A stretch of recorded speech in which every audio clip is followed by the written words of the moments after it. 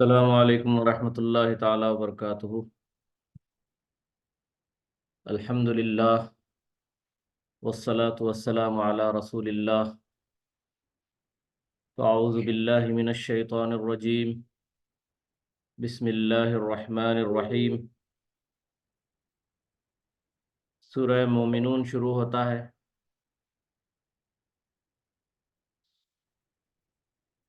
18واں پارہ چل رہا ہے۔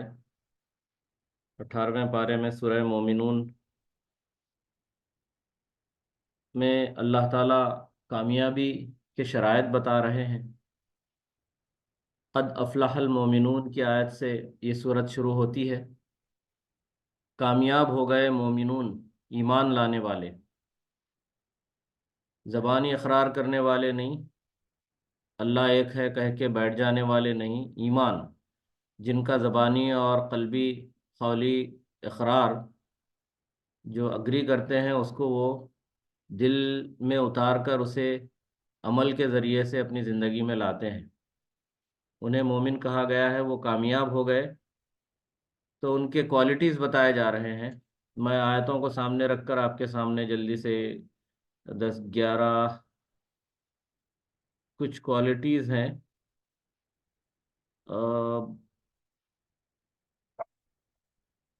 الذین هم فی صلاتہم خاشعون، یہ وہ ہوتے ہیں کامیاب ہونے والے لوگ جو اپنی نمازوں میں خشوع برتتے ہیں۔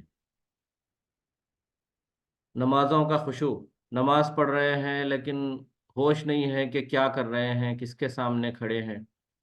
ایسے نہیں، وہ جب اللہ کے سامنے حاضر ہوتے ہیں تو ساری دنیا سے بے خبر ہو جاتے ہیں، نگاہیں کھلی رکھ کے پڑھنا ہے۔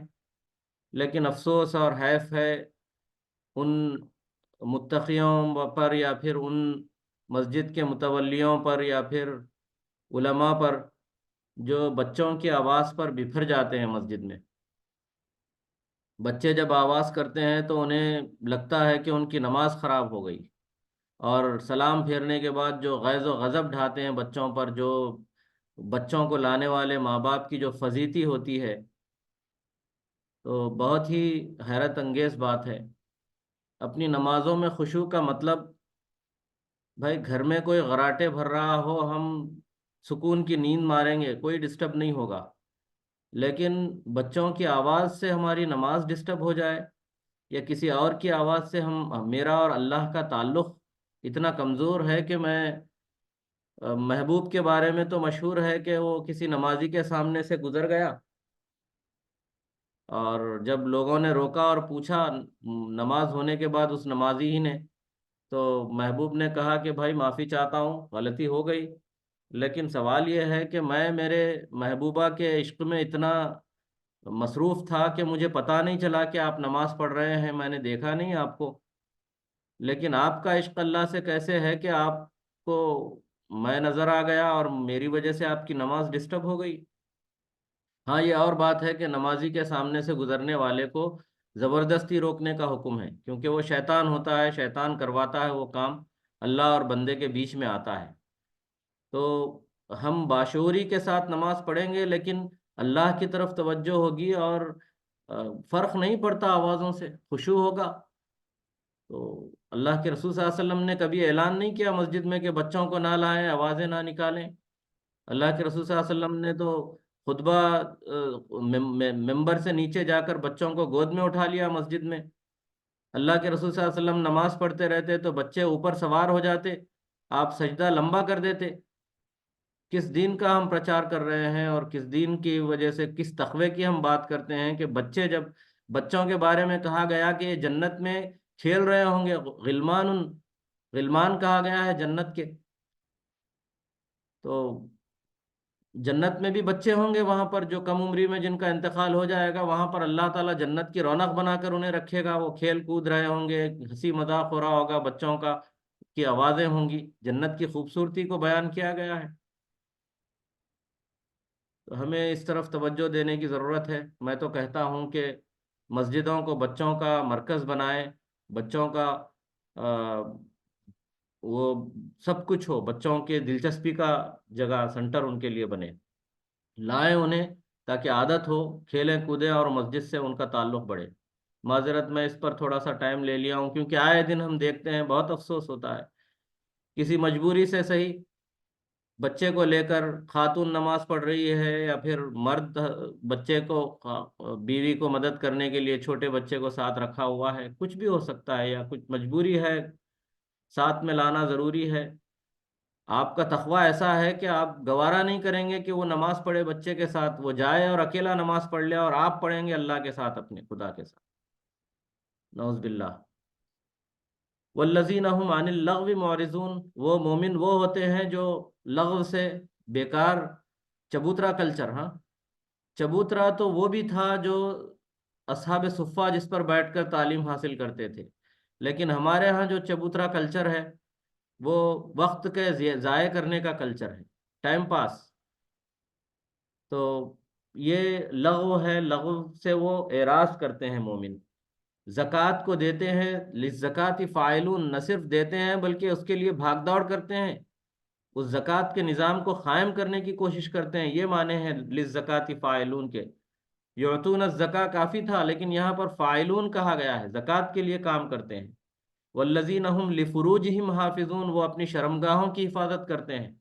اللہ شرماتا نہیں ہے کہنے کے لیے، کیونکہ یہ اہم چیزیں ہیں جن سے بچنے کا حکم ہوا ہے۔ الا علی ازواجہم او ما ملکت ایمانہم، سوائے اپنے ازواج کے یا پھر ملک یمین جو پہلے تھی، اور پھر کبھی موقع اگر اس طرح کا سرکمسٹانسز ہو جاتے ہیں، سیناریوز پیدا ہو جاتے ہیں، تو پھر ملک یمین کے لیے بھی وہ اجازت ہوگی، فی الوقت تو ویسی حالت نہیں ہے۔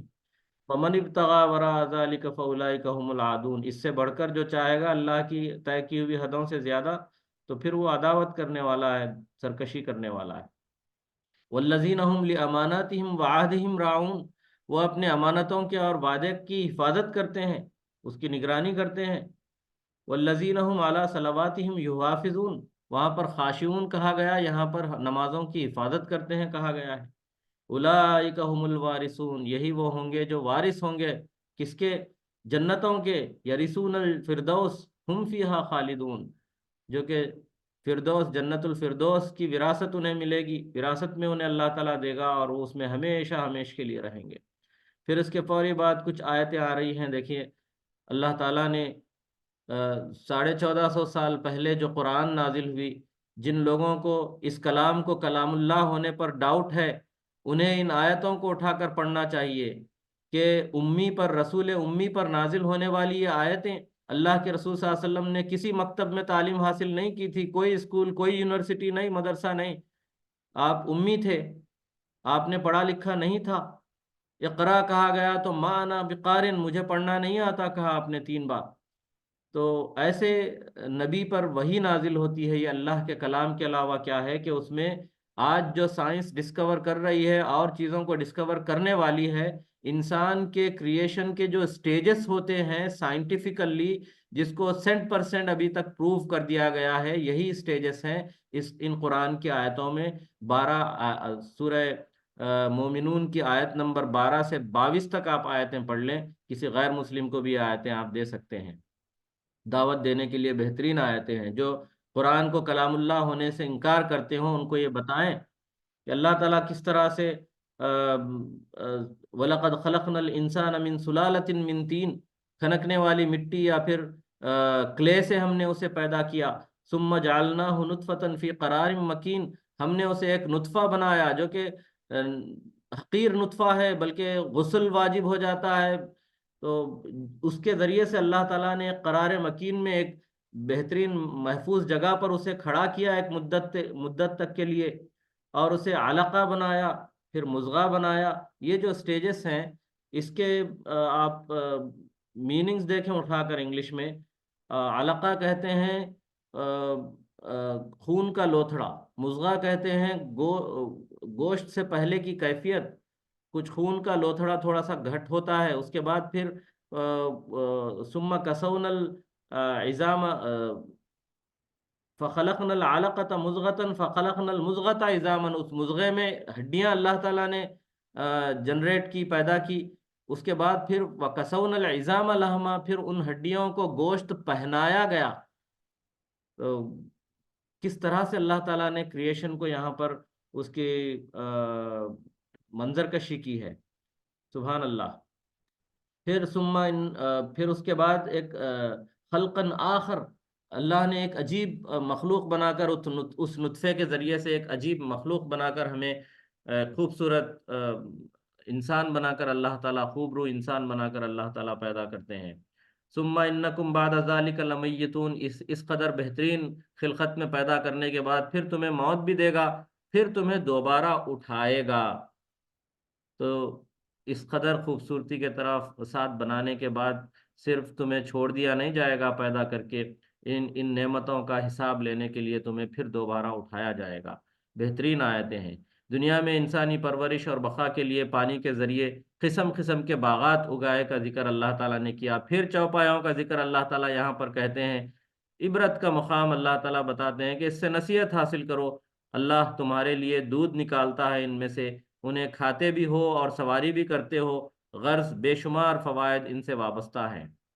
پھر سورہ نوح شروع ہوتی ہے، حضرت سوری اسی صورت میں نوح علیہ السلام کا ذکر آتا ہے پھر مومنون ہی میں، اور پچھلی قوموں کا ذکر بھی اس کے اندر آیا، گمراہ اور اہل باطل کا موت کے وقت تمنا کرنا کہ کاش دوبارہ دنیا میں لوٹ جائیں اور نیک اعمال کریں، اس کا بیان یہاں پر آیا ہے۔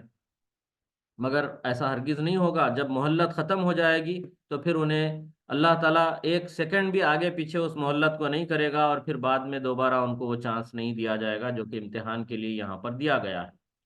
پھر قیامت کی ہولناکی کا ذکر اس کے اندر آتا ہے، جہنم میں جا کر انسان کا پچھتانا یہاں پر ذکر ہوتا ہے، اور اسے سراسر گمراہی قرار دیا گیا ہے، وہاں سے نکلنے کی تمنا کرے گا لیکن وہ نکل نہیں پائے گا۔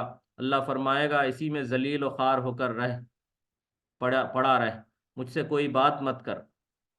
تو یہ اللہ خطاب کر کے کہے گا کہ تب تو تم اہل ایمان جو مغفرت و رحمت خداوندی کے طلبگار رہتے تھے، ان کی ہنسی اڑایا کرتے تھے، آج ان کو صبر کا صلہ ملا ہے۔ کیا تم یہی گمان کرتے رہے کہ تمہاری پیدائش یوں ہی بے مقصد ہوئی ہے اور ہمارے پاس، وَأَنَّكُمْ إِلَيْنَا لَا تُرْجَعُونَ، کہ تمہیں ہمارے پاس واپس لوٹ کر آنا نہیں ہے؟ اللہ کی شان بڑی ہے، وہ واحد رب عرش کریم ہے، رب عرش کریم ہے، اس لیے کافر کو کامیابی نہیں مل سکتی۔ کافر مطلب جو کفر کرتا ہے، انکار کرتا ہے۔ ہر کسی کو ہم نفرت کے ساتھ کفر کا فتویٰ نہ دیں جب تک کہ ہم انہیں دعوت نہ دیں اور پھر انہیں ہماری پوری کوشش نہ کر لیں ان کو دین کی طرف بلانے کے لیے۔ پھر سورہ نور یہاں پر شروع ہوتا ہے۔ سورہ نور میں زناکاری کی سزا متعین کی گئی ہے، مرد اور عورت دونوں کے لیے یہ سزا ہے۔ غیر شادی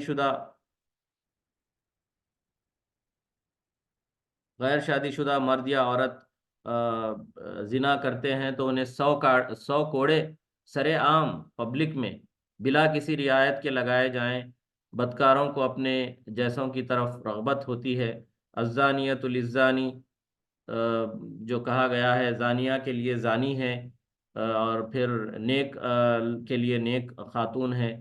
تو اس طرح سے مطلب یہ ہوا کہ انسان جب برائی کرتا ہے تو اس کے نصیب میں برا ہی ساتھی اس کے نصیب میں آتا ہے، یا پھر کسی کے لیے آزمائش بھی آ سکتی ہے، ٹھیک ہے، اچھے انسان کو بھی اللہ تعالیٰ، لیکن اصول یہ بتایا گیا کہ رغبت جو ہوتی ہے، دلچسپی ہوتی ہے، یہ برے لوگوں کو برے لوگوں سے رغبت ہوتی ہے، اور جب معلوم ہو جائے کہ کوئی برا ہے تو پھر اچھے کے لیے اس کا پیام نہیں، ہم اس کے لیے سجیسٹ نہیں کرنا چاہیے، الا یہ کہ کوئی انسان اس قدر بڑے دل کا ہو کہ وہ آگے بڑھ کے معاف کر کے تربیت کر کے اس کو نظر انداز کرنا چاہتا ہے تو منع بھی نہیں ہے۔ کسی نے گناہ کیا ہے اور پھر معافی مانگ لی ہے تو اس کو پھر اللہ کے حوالے کرنا چاہیے۔ ایک اور یہاں پر بات آئی ہے کہ جو زنا کا الزام لگاتے ہیں، تہمت لگا کر ثبوت نہ پیش کرتے ہیں، انہیں 80 کوڑے لگانے کی سزا بتائی گئی ہے۔ زنا کا الزام کسی پر لگا دیا جائے اور گواہ نہ پیش کیے جائیں، دلیل اور پروف نہ پیش کیا جائے تو 80 کوڑے لگائیں۔ اگر حکومت ہوگی اسلامی، خلیفہ فی الارض جو خلیفۃ الوقت ہوں گے، ان کے حکم سے انہیں 80 کوڑے لگائے جائیں گے ایسوں کو جو زنا کی، اور پھر ان کی گواہی کبھی قبول نہیں کی جائے گی، زنا کا الزام جو لگاتے ہیں۔ اور ایک مسئلہ آیا جو اپنے بیویوں پر یا شوہروں پر زنا کا الزام لگاتے ہیں یا تہمت لگاتے ہیں، اس مسئلے کو یہاں پر لعان کہا گیا ہے۔ بیوی یا شوہر پر ایک دوسرے کی طرف سے جب تہمت لگتی ہے اور ان کے پاس گواہ نہیں ہوتا ہے، سوائے ان کے کوئی گواہ نہیں ہوتا، تو اب دیکھیے عدالت میں کیسے پروو ہو، اس کے لیے اللہ تعالیٰ نے ایک اصول بتایا، اور یہ اصول کوئی formality, just for the sake of formality نہیں ہے۔ اللہ کے بنائے ہوئے اصول کو سمجھنے کی ضرورت ہے۔ کرنا کیا ہے اس میں؟ جو بھی الزام لگائے ہیں وہ اللہ کو 4 مرتبہ گواہ بنا کر اللہ کی قسم کھائیں گے کہ وہ سچا ہے، اور 5ویں مرتبہ کہیں گے کہ اگر میں جھوٹا ہوں اور یہ سچا ہے تو میرے اوپر اللہ کی لعنت ہے۔ 4 مرتبہ اللہ کی قسم کھا کے کہیں گے کہ ان سے یہ کام ہوا ہے، اور پھر 5ویں مرتبہ یہ کہیں گے کہ اگر میں جھوٹا ہوں اور یہ سچے ہیں تو مجھ پر اللہ کی لعنت ہو۔ دیکھیں یہاں پر بھی دوسرے پر لعنت نہیں کر رہے ہیں، تو پروف کے ساتھ جو کہتا ہے وہ یہ کام کرے گا، اسے جھجک نہیں ہوگی۔ جو ظاہری طور پر الزام لگائیں گے ان کے پاس اتنی جرت ہو کہ وہ اللہ سے جھوٹی قسم کھائیں اللہ کی، اور پھر اللہ کی لعنت کو خود اپنے آپ پر مانگے اللہ سے، ایسی جرت تو کوئی رتی برابر ایمان رکھنے والا بھی نہیں کر سکتا۔ اگر اس کے باوجود بھی کوئی ایسی حرکت کر رہا ہے تو پھر وہ ایمان والا کیسے ہوگا؟ تو یہ لعان اسے کہا گیا ہے، اور اس مسئلے کو جب لعان ہوتا ہے تو پھر وہ ایک دوسرے کے لیے حرام ہو جاتے ہیں۔ یا تو طلاق دے دینا چاہیے شوہر کو، یا پھر قاضی دونوں کے درمیان جدائی کرا دے، کیونکہ لعان کے بعد دونوں ایک دوسرے پر حرام ہو جاتے ہیں۔ تو مسائل جب آتے ہیں، پہلے تو اصول ہے کہ امساکم بالمعروف او تسریح بالاحسان، اچھے طریقے سے روکے رکھیں، اصلاح کر لیں، گھر کے چھوٹی موٹی لڑائیوں کو باہر نہ ڈالیں، اور پھر اللہ کی طرف لوٹیں، رجوع کریں اور مل کر رہیں۔ امساکم بالمعروف، اچھے معروف کے ساتھ پکڑے رکھیں، امساک کر رکھ کے رکھیں۔ اور پھر سحری سے امساک شروع ہوتا ہے نا، روزے میں بھی یہ لفظ استعمال ہوتا ہے۔ او تصریح بالاحسان، یا پھر ودا کر دیں بہتر طریقے سے۔ معروف اور احسان دیکھیے، روک رہے ہیں بھی تو عذاب کی زندگی بنا کے اٹکا کے رکھ کے نہیں، اور پھر بھیج رہے ہیں، الگ ہو رہے ہیں، تب بھی احسان کے ساتھ، کیسز کر کے بہت سارا پینالٹی، یا پھر جیل وغیرہ، یا پھر جادو ٹونا، بہت ساری چیزیں ہم دیکھتے ہیں سوسائٹی میں، یہ اسلامی معاشرے میں ہو رہا ہے، حیف کی بات ہے۔ تو یہ لعان تھا، جس کے بعد ایک دوسرے کے لیے وہ حرام ہو جاتے ہیں، پھر اٹکائے رکھنے کی کوئی بات وہاں پر نہیں رہتی ہے، یا تو شوہر خود طلاق دے دے، یا پھر خلا ہو جائے، یا پھر وقت کے قاضی ان کی دونوں کی مطلب جدائی کروا دے۔ پھر اسی سورہ میں سورہ نور ہی میں، سورہ نور یہاں پر چل رہا ہے، سورہ نور میں وہ زنا کا جو واقعات احکام وغیرہ ہیں سورہ نور ہی میں شروع ہوئے ہیں۔ تو پھر اسی کا سلسلہ ہے جس میں واقع افک، کسی نے سنا ہوگا، ہم سب سنے ہوں گے، تو ہم کو معلوم ہے کہ 6 ہجری میں غزوہ بنی مستلق سے واپسی پر منافقوں کا سردار جو تھا ملعون عبداللہ ابن ابے، اس نے اما عائشہ پر تہمت لگائی تھی۔ اس واقعے کو آپ لوگ پڑھیں تفصیلی۔ ایک صحابی کے ساتھ بری تہمت اس نے لگائی تھی، کہتے ہوئے بھی ہم کو ہماری زبانیں ان الفاظ کو ادا کرنا گوارا نہیں کرتی، پاک دامن اماں پر اس نے اس قسم کا گندا، تو یہ تاریخ رہی ہے۔ حق کمزرف ہوتا، سوری ناحق کمزرف ہوتے ہیں باطل پر رہنے والے، اور حق کی اعلیٰ ظرفی انہیں چبھتی ہے، اس کو وہ لوگ ذلیل کرنا چاہتے ہیں، لیکن اللہ ہے عزت اور ذلت دینے والا۔ تو یہاں پر اللہ تعالیٰ نے وہ مذمت کی ہے ان آیتوں میں ان منافقین کی اور منافقین کے سردار کی، اس کی طرف اشارہ بھی ہے، اور پھر تولا کبرہ سے عبداللہ ابن ابی کی طرف اشارہ ہے، اور پھر جاؤ جاؤ بالافک کہہ کر منافقین کی شرارت کو محض جھوٹا الزام قرار دیا گیا ہے۔ پھر مومنوں کو نصیحت کی گئی ہے کہ بری بات پھیلانے پر دنیا اور آخرت میں سزا ہوگی، برا انجام ہوگا، اس سے احتیاط کرنا چاہیے۔ افواہوں میں پڑھ کر افواہوں کو پھیلاتے رہنا، دیکھیں ہماری سوسائٹی میں ذری سی کوئی بات معلوم ہو جائے، کوئی غلط بات ہوگی، تحقیق بھی نہیں کیے ہیں لیکن اتنی دلچسپی لیں گے، اس قدر دلچسپی لیں گے، اور سنا آپ نے کیا ہوا معلوم ہے، وہ آپ کے پڑوس میں کیا چل رہا معلوم ہے، بھائی سارا کام چھوڑیں گے اور اس میں لگ جائیں گے۔ یہ جنگل کی آگ کی طرح یہ باتیں پھیلتی ہیں، اللہ سے ڈرنا چاہیے۔ اللہ ایسا کرنے والوں کی دنیا بھی غارت کرتے ہیں، اور آخرت میں تو جہنم کا عذاب کی سزا اللہ نے یہاں پر وعید سنائی ہے۔ تہمت لگانا ہے، یہ تہمت کی سزا بھی 80 کوڑے لگانے کی سزا یہاں پر، اور پھر جہنم میں ہمیشہ ہمیش کے لیے جہنم کہا گیا ہے۔ ہمیشہ ہمیش نے آخرت میں جہنم ٹھکانہ کہا گیا ہے۔ اولئک مبرعون کہہ کر اما عائشہ کی برات کا یہاں پر اللہ نے اما عائشہ اور پھر حضرت صفوان ابن معطل رضی اللہ عنہ کو تہمت سے پاک قرار دیا گیا، اور آخرت میں مغفرت اور رزق کریم کے وعدے کیے گئے ہیں۔ دیکھیے ہم ایماندار ہیں، ہمارے دل صاف ہوتے ہیں، لیکن اللہ کے رسول صلی اللہ علیہ وسلم نے طریقہ بتایا کہ احتیاط کریں، غلط فہمی اور شک و شبہات پیدا ہونے والے طریقوں سے یا راستوں سے بچیں، ایسا کوئی کام نہ کریں۔ آپ نہیں کر رہے ہوں گے، آپ کا دل بالکل صاف ہوگا، لیکن یہ جو تہمت پھیلانے اور اسلام اور مومنوں کو بدنام کرنے کے مواقع جہاں پر پیدا ہوتے ہیں، وہاں پر احتیاط کرنا بھی ہمیں چاہیے۔ کسی گھر میں بلا اجازت اب کچھ احکام ایسے آ رہے ہیں جو اس قسم کے حالات پیدا کر سکتے ہیں، تو کسی کے گھر میں بلا اجازت جانے سے منع کیا گیا ہے۔ سلام کرنا ہے اجازت ملنے کے بعد، اجازت لینا ہے، آگے سے دروازے پر نوک کرنا ہے، اور ریسپانس نہ ملے تو واپس چلے جانا ہے۔ تو 2 سے 3 مرتبہ آواز لگانے کی میکسیمم بات کہی گئی ہے۔ اگر آواز نہ آئے، اندر سے ریسپانس نہ ملے، تو آپ واپس لوٹ جائیں، ہو سکتا ہے آرام کر رہے ہو یا کوئی مجبوری ہو۔ اور دروازہ نوک کر کے سامنے کھڑے رہنا اور جھانکتے رہنا کہ کون آ رہے ہیں، پھر دروازہ کھل رہا ہے، اندر نظر پڑ رہی ہے، یہ سب منع ہے۔ ہم بازو کھڑے رہیں، اور پھر لوٹنے کے لیے کہا جائے تو واپس لوٹ جائیں، یہ بھی بات یہاں پر آتی ہے۔ جو خالی مکانات ہیں اس میں تو ہم ہی ڈور کھول کے جا رہے ہیں، تو ہم سلام کرتے ہوئے اندر داخل ہو سکتے ہیں، دکان ہے، مکان ہے۔ مومن مرد و عورت سے اپنی نگاہوں کو نیچی رکھنے کا بھی یہ پردے کا حکم ہے، یہ بھی نگاہوں کو نیچی رکھیں۔ پورا برقع پہنے ہوئے ہیں، لیکن وہ نقاب میں سے جو نگاہیں ہیں وہ سب دیکھ رہی ہیں ہر طرف، اور وہ نگاہیں ایسی ہیں کہ اس کا میک اپ باہر چھلک رہا ہے پورے برقعے کے باوجود، یہ بھی نہیں ہونا چاہیے۔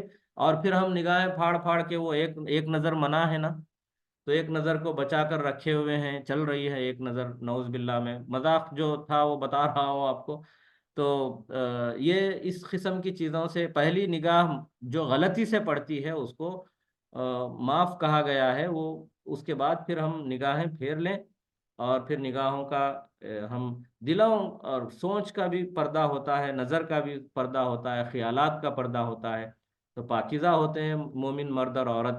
تو ان کے دین کا کام کرتے تھے، فوجیوں کی خدمت کرتے تھے صحابیات، تو یہ سب کرتے ہیں، کون کرتے ہیں؟ جن کے سوچ اور ان کی نظر اور ان کے خیالات پاک ہوتے ہیں، اللہ کی محبت جن کے دلوں میں ہوتی ہے، اللہ کے خاطر مل کر کام کرنا چاہتے ہیں۔ ملنے کا مطلب اس طرح کا جو میل اور فیمیل کا جو دنیاوی جو کلچر ہے ویسے نہیں ہوتا ہے۔ ہاں کام کرنے کی اجازت ہے، لیکن حدود کا خیال رکھتے ہوئے۔ خاص طور سے عورتوں کو حکم ہے کہ وہ زینت کی جگہوں کو محرموں سے بھی کے سامنے عیاں نہ کریں اور اس کی حفاظت کریں۔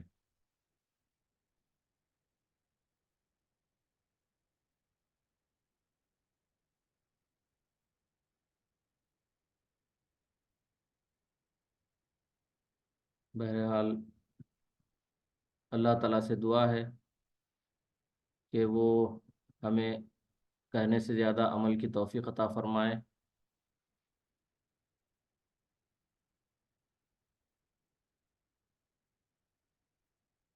یہاں پر اور 2-3 منٹ ہے تو میں، اوکے، عورتوں کے پردے کی یہاں پر بات آ رہی ہے۔ اپنے مطلب اعضاء جو پردے کے اعضاء ہیں انہیں ظاہر نہ کرے. گھر میں بھی رہتی ہے تو اس کا اپنے باپ کے سامنے، بھائیوں کے سامنے بھی ایک طرح کا پردہ ہوتا ہے. شوہر کے سامنے جس طرح رہتی ہے اس طرح ایون اپنے نوجوان بچوں کے سامنے نہ رہیں. لیکن ہمارے خواتین اگر گھر میں اپنے گھر کے اندر بھی اگر بے پردگی کرتی ہیں، اور جو اوڑھنی ہوتی ہے گھر کی، یا سر پر اوڑھنے والی یا کندھوں پر ڈالے رکھنے والی اوڑھنی ہوتی ہے، کم از کم جو اپنے خاص خونی محرم رشتے ہیں ان کے سامنے بھی ایک قسم کا پردہ ہوتا ہے، اس کا بھی وہ خیال رکھیں. آ، یہ کلچر ہوتا ہے جو جسے دیکھ کر بچے بڑے ہوتے ہیں. آج کل اگر لڑکیاں بڑی ہو رہی ہیں اور وہ گھر میں ان چیزوں کو اپنانا نہیں چاہتی اور وہ پھر باہر کے کلچر سے متاثر ہو رہی ہیں، تو یا تو انہوں نے اپنی ماں کو یا اپنے رشتے کی عورتوں کو اس طرح سے پردہ کرتے ہوئے نہیں دیکھا ہے، یا پھر اس سے محبت کرتے ہوئے نہیں دیکھا ہوگا، زبردستی کرتے ہوئے یا کسی کے ڈر سے ڈالتے ہوئے دیکھا ہوگا. تو یہ کلچر ہوتا ہے، ماحول ہوتا ہے، جسے ہمیں اپنے گھروں میں پروان چڑھانے کی ضرورت ہے.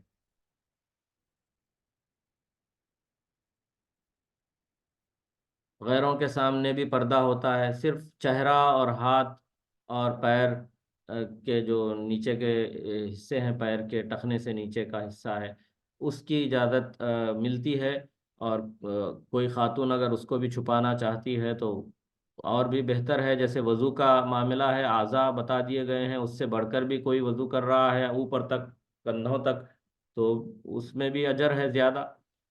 تو اس طرح پردے کے معاملے میں بھی زیادہ سے زیادہ بہتر سے بہتر جو ہو سکتا ہے خواتین اسے اپنائیں. مولانا اسرار صاحب مرحوم، اللہ انہیں مغفرت، ان کی مغفرت فرمائے، کا وہ مشہور کلپ بہت وائرل ہوا ہے کہ دو پیسے ہماری قوم کے پاس جو آ گئے تو پھر سب سے پہلے پلو سر سے نکل جاتا ہے، اوڑھنی اتار پھینکتے ہیں. تو الحمدللہ بہت سارے خواتین ابھی بھی ہیں جو پردے کو فخر سمجھتی ہیں اور پھر اسے اپنا کر وہ بہت سارے کام انجام دیتی ہیں، دین کا کام بھی انجام دیتی ہیں، گھر کے امور میں بھی وہ گوشے پردے کا خیال کرتی ہیں. اللہ انہیں اجر سے نوازے، اور سبھی عورتوں کو، خواتین کو اس پر، اور مرد حضرات کو بھی اس ماحول کو پروان چڑھانے کی طرف توجہ دینے والا بنائے. نگاہ اور شرمگاہ کی حفاظت کا حکم یہاں پر آیا ہے، اور اگر اس میں اگر کنٹرول نہیں ہو رہا ہے تو نکاح کرنے کا حکم ہے. آ، نکاح کرنے کی گنجائش نہیں ہے تو احادیث میں روزہ رہنے کا حکم ہے. تو یہ پورے چیزیں ہیں. جب تک کہ شادی میں تاخیر ہو رہی ہے تو پھر روزہ رکھیں، اور پھر نگاہوں کی حفاظت کریں، خیالات کی حفاظت کریں. بڑی بوڑھی عورتوں کے بارے میں بھی کہا گیا ہے کہ ایسی خواتین جن کے اندر رغبت نہیں ہوتی ہے، وہ زائد کپڑے جیسے پردے کی چادر یا نقاب وغیرہ نہ پہنیں تو کوئی حرج نہیں ہے، بشرطے کہ زینت کو ظاہر نہ کریں، اور احتیاطاً پردہ کرنا ان کے لیے بھی بہتر ہے. ایک بات یہاں پر ضمنی طور پر آئی ہے، اپنے گھروں میں داخل ہونے پر بھی سلام کرنا چاہیے. لا تجعلوا دعاء الرسول، آپس میں بے تکلف پکارنے کی طرح پیغمبر علیہ السلام کو مت پکارو. تو یہ حکم تھا صحابہ کو.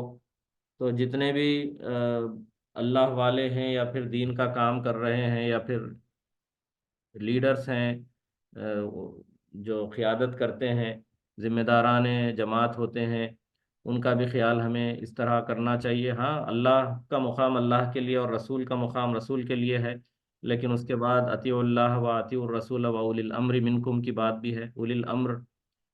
تو ان کا بھی خیال کریں. ماں باپ، گھر میں ماں باپ گھر کے لیڈر ہوتے ہیں، تو ماں باپ آرام کر رہے ہوں تو ان کو بھی جس طرح سے بھائی بہن لڑائی جھگڑا کر کے چیخنا چلانا اور پھر ماں کو نیند میں سے جگانا، یا پھر یہ بات کرنا ماں باپ سے اونچی آواز میں، یہ بھی یہاں پر اس سے ہم جوڑ سکتے ہیں. سورہ فرقان انشاءاللہ ہم کل شروع کریں گے، جس میں انشاءاللہ قیامت کا ذکر ہے، پھر سورہ شعراء بھی ہے، انشاءاللہ کل اس پر ہم بات کریں گے۔ سورہ فرقان میں رحمان کے بندوں کی صفات بھی آ رہی ہیں، تو اللہ تعالیٰ سے دعا ہے کہ وہ ہمیں کہنے اور سننے سے زیادہ عمل کی توفیق عطا فرمائے۔ قرآن کو، قرآن کے نور کو اللہ تعالیٰ ہماری زندگیوں کا نور بنائے، اور اس قرآن کو عملی طور پر اپنی زندگیوں میں لانے اور اسے سب تک پھیلانے کی کوشش کرتے ہوئے اس دنیا سے چلے جانے کی اللہ ہمیں توفیق عطا فرمائے۔ اسی قرآن کو ہمارے خبروں کا نور اور آخرت کا نور بنائے۔ وما علینا الا البلاغ، وآخر دعوانا ان الحمد للہ رب العالمین۔ سبحان اللہ وبحمدہ، سبحان اللہ العظیم، نستغفرہ ونتوب الیہ، والسلام علیکم۔